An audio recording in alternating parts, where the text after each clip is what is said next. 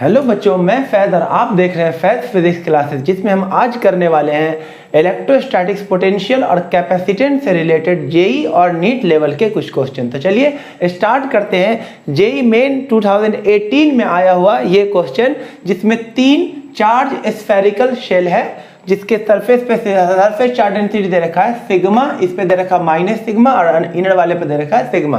तीनों का रेडियस दे रखा है ए, बी और सी, और आपको बताना है इस बी पॉइंट पर नेट पोटेंशियल कितना होगा इस तीनों स्फीयर की वजह से।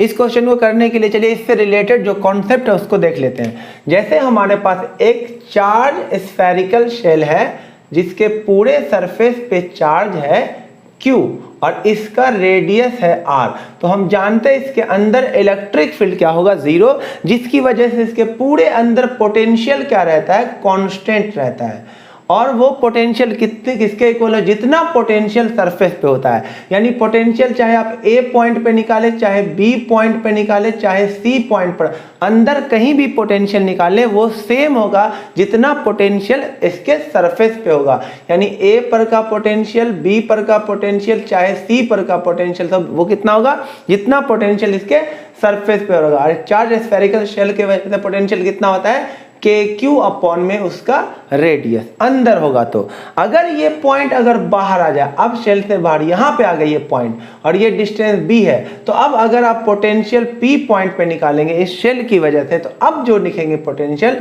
KQ अपॉन में, अब इस डिस्टेंस को कंसीडर करेंगे B पर। यानी कि अगर कहीं अंदर निकाला जा रहा हो पोटेंशियल या सरफेस पर निकाला जा रहा हो पोटेंशियल, तो वो सेम कितना होगा जितना पोटेंशियल सरफेस पे होता है। लेकिन अगर हम बाहर किसी पॉइंट पे पोटेंशियल निकालेंगे तो डिस्टेंस हम कौन सा लेंगे, सेंटर से उस पॉइंट तक का डिस्टेंस। इस कॉन्सेप्ट को ध्यान देते हुए अब इस जेई 2018 के क्वेश्चन को हम करते हैं।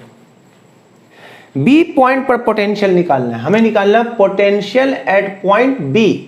तो जो B पॉइंट है बेटा, वो स्फीयर A के लिए, B पॉइंट जो है वो स्फीयर A के लिए बाहर है। तो अब आप डिस्टेंस कौन सा लोगे, बाहर वाला डिस्टेंस। तो पोटेंशियल कितना हो जाएगा, KQ1 अपॉन में डिस्टेंस कितना हो गया B, प्लस अब B पॉइंट स्फीयर B के सरफेस पर ही है, तो पोटेंशियल उसकी वजह से कितना हो जाएगा, KQ2 अपॉन में डिस्टेंस कितना हो जाएगा B, plus B point sphere C के कहाँ है, अंदर है, तो अंदर है तो पोटेंशियल कितना होगा जितना उसके सरफेस पे होगा। तो potential due to sphere C कितना हो जाएगा, KQ3 अपॉन में डिस्टेंस कितना हो जाएगा C। अब हमें चार्ज नहीं दे रखा, हमें सबका सरफेस चार्ज डेंसिटी दे रखा है, तो हम क्या करते हैं Q1 Q2 Q3 तीनों चार्ज निकालते हैं ना। तो B पॉइंट पे पोटेंशियल कैसे निकालेंगे, B पॉइंट पे पोटेंशियल निकालेंगे स्फीयर A की वजह से, प्लस स्फीयर B की वजह से, प्लस स्फेरिकल शेल C की वजह से, और तीनों पोटेंशियल को क्या कर देंगे, ऐड। अब हमें चार्ज नहीं पता है तो हम तीनों का जल्दी से क्या करते हैं, चार्ज निकाल लेते हैं। तो यहाँ पर चार्ज निकाल लेते हैं। तो चार्ज किसके इक्वल होगा, सिग्मा इनटू में एरिया। तो Q1 अंदर A वाले स्फीयर का चार्ज है, तो सरफेस चार्ज डेंसिटी कितना, सिग्मा, एरिया क्या हो जाएगा स्फीयर का 4 पाई A²। उसी तरह से चार्ज सेकंड कितना हो जाएगा, B सरफेस पे चार्ज कितना हो जाएगा, सरफेस चार्ज डेंसिटी कितना है, माइनस सिग्मा, एरिया कितना 4 पाई B²। उसी तरह से Q3 की वैल्यू कितनी हो जाएगी, सिग्मा इनटू में 4 पाई C²। यहाँ पे जब आप पुट करेंगे तो पोटेंशियल एट B, जब ये वैल्यू डालेंगे तो देखिए सब में एक चीज कॉमन है, सिग्मा इंटू 4 पाई कॉमन है, तो K भी कॉमन निकाल लें, सिग्मा इंटू 4 पाई भी कॉमन निकाल लें, अंदर क्या क्या बचा वो लिख दें। ये बच गया यहाँ से A² अपॉन में B, यहाँ पे क्या बच गया, माइनस का B² अपॉन में B, अब प्लस में क्या बच गया इसका C² अपॉन में C बच गया।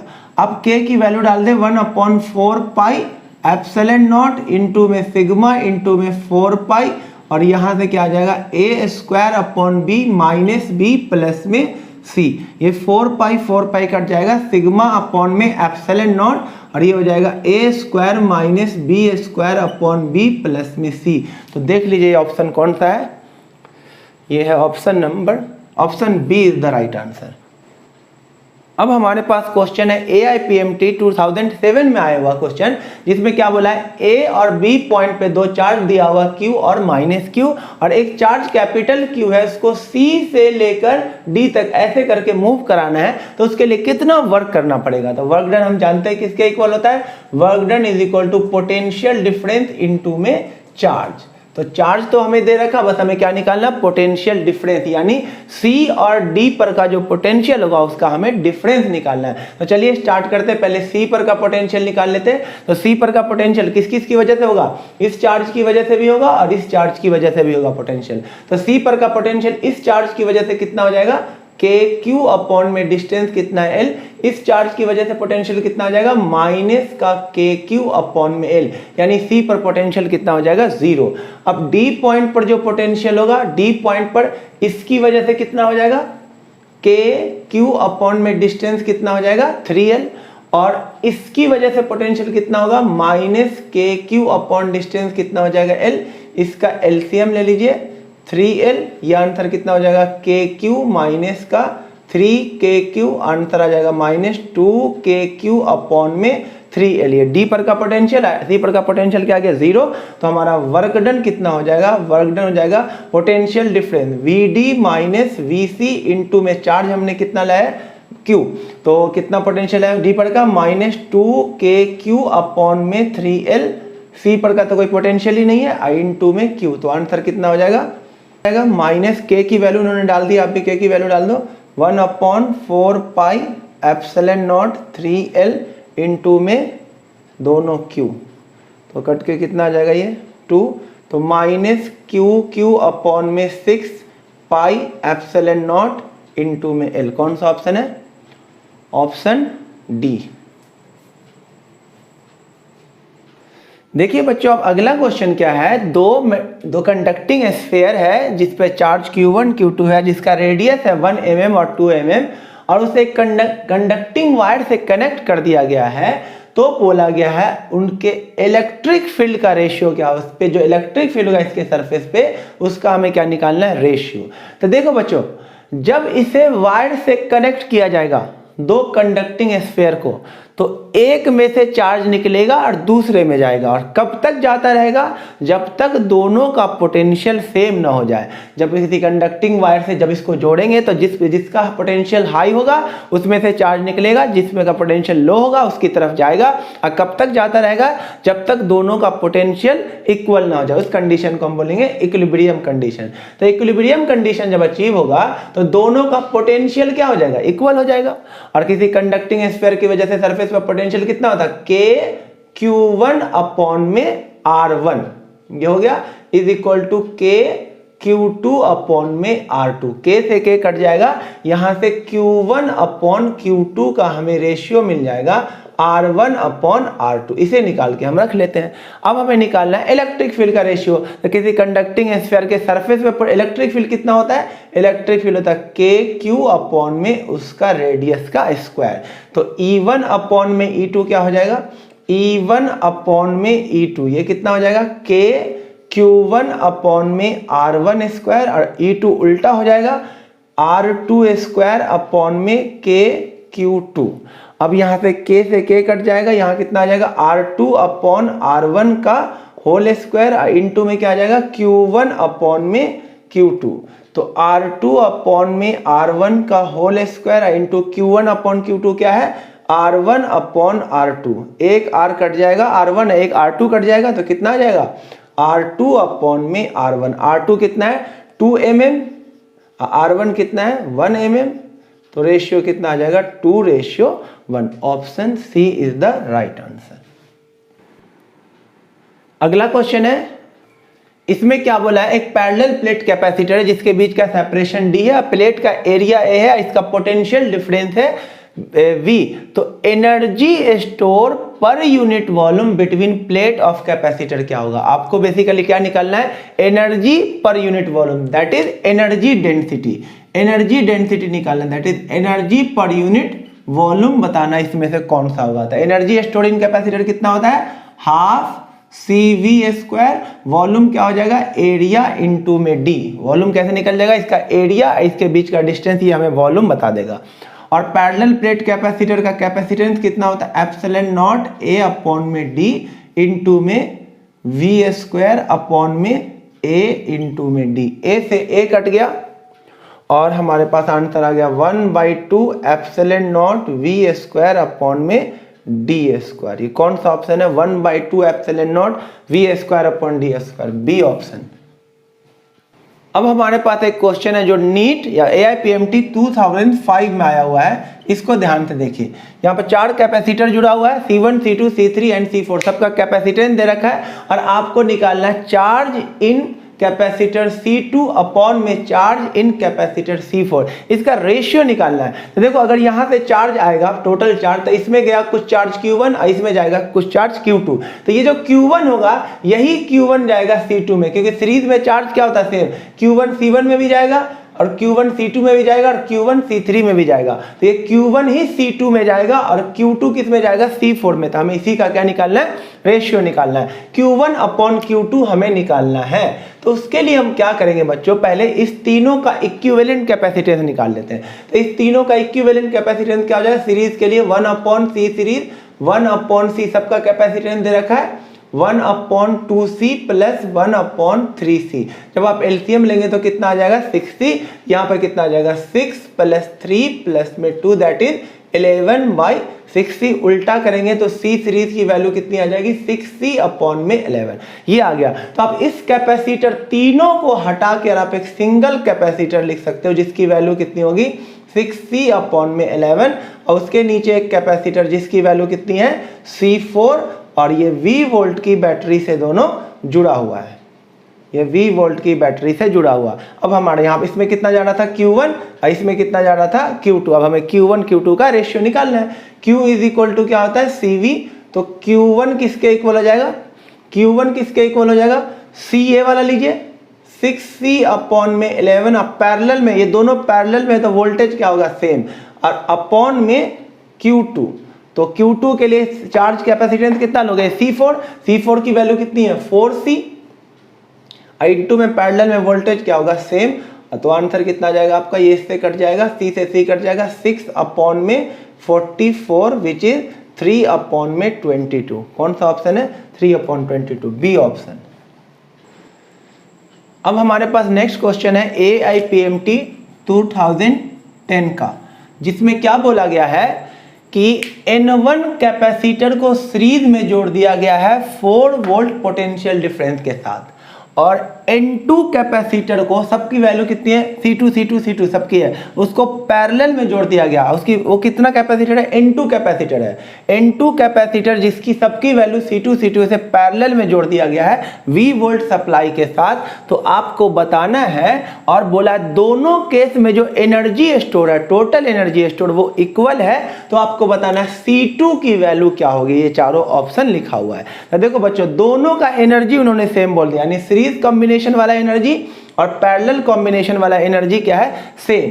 तो एनर्जी का फॉर्मूला क्या होता है, 12CV²। दोनों एनर्जी उन्होंने क्या बोल दिया, सेम है। तो energy in series is equal to energy in parallel. तो एनर्जी का फॉर्मूला 12C सीरीज इंटू में, सीरीज में वोल्टेज कितना दे रखा, 4V, इसका स्क्वायर करेंगे तो कितना आ जाएगा, 16V²।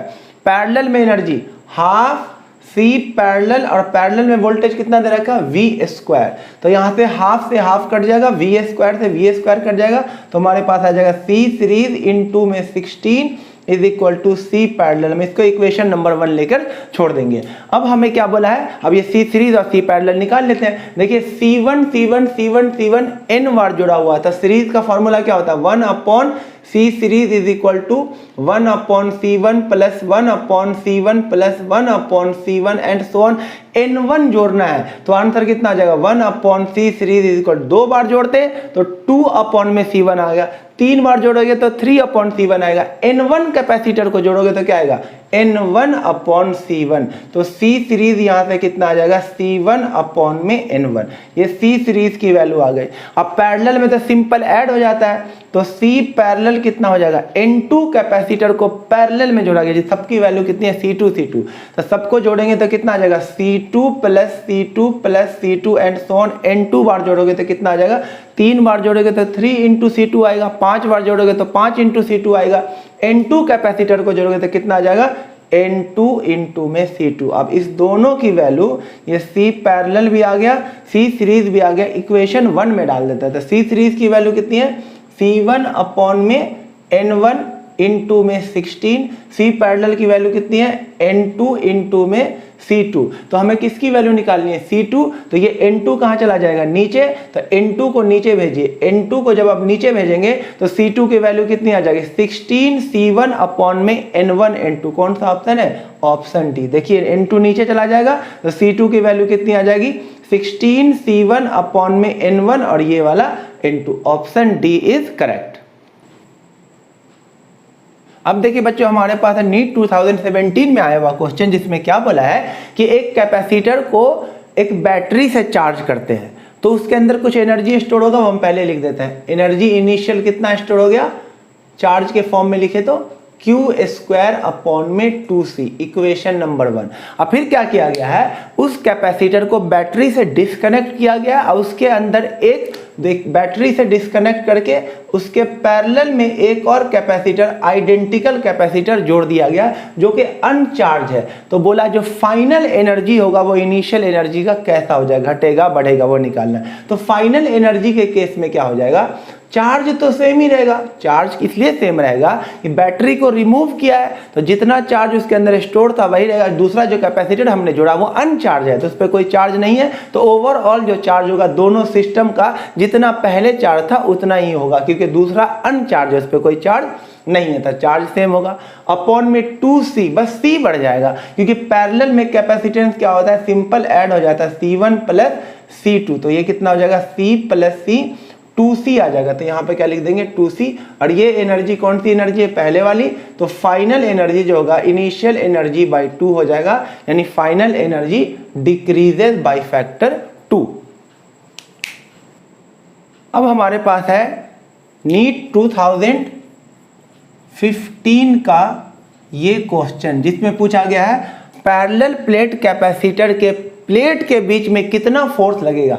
ये पैरेलल प्लेट कैपेसिटर, एक पॉजिटिव प्लेट होता है और एक क्या होता है, नेगेटिव प्लेट। ये दोनों एक दो, इसका सेपरेशन है D, इसका एरिया है A, इसका पोटेंशियल डिफरेंस V है और इसका कैपेसिटेंस C है। तो इसके बीच में कितना फोर्स लगेगा। तो देखो इलेक्ट्रिक फील्ड का डायरेक्शन जो होगा इधर होगा, इस प्लेट की वजह से एक ही प्लेट पे फोर्स निकालना है। ये इस पे फोर्स लगाएगा और ये वाला इस पे फोर्स लगाएगा। तो हम चलो निकाल लेते हैं, इसको मान लेते हैं ये A प्लेट है और ये B प्लेट है। तो फोर्स ऑन प्लेट B निकालता है, जितना B लगाएगा उतना ही A भी लगाएगा दूसरे पे। तो B प्लेट पे हम फोर्स निकाल लेते हैं। Force on plate B, plate B कितना हो जाएगा, फोर्स का फॉर्मूला लिख दीजिए Q इंटू में E। तो अब क्या करते हैं, चार्ज तो हमें दे ही रखा, चलिए चार्ज कैपिटल Q ले लेते हैं, इलेक्ट्रिक फील्ड E ले लेते हैं। अब इलेक्ट्रिक फील्ड आपको पता होना चाहिए कि पैरेलल प्लेट कैपेसिटर से, यानी